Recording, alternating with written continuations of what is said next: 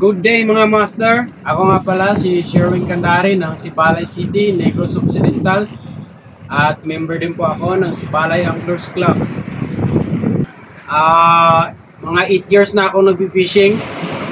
Napili ko ang sports na to dahil masaya, nakaka-relax, at saka yung banding ng tropa masaya, at meron din siyang health benefits, hindi lang sa physical kundi sa mental, ma-develop yung haba ng pasensya mo. Ang method ko sa pag-fishing, nag-shore casting ako, nag-light popping at nag-vertical jigging.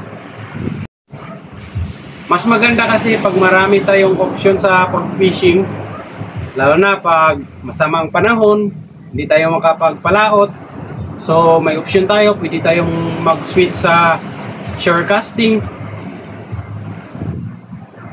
At sa mga gustong subukan ang mundo ng pag-fishing, i-try nyo mga master.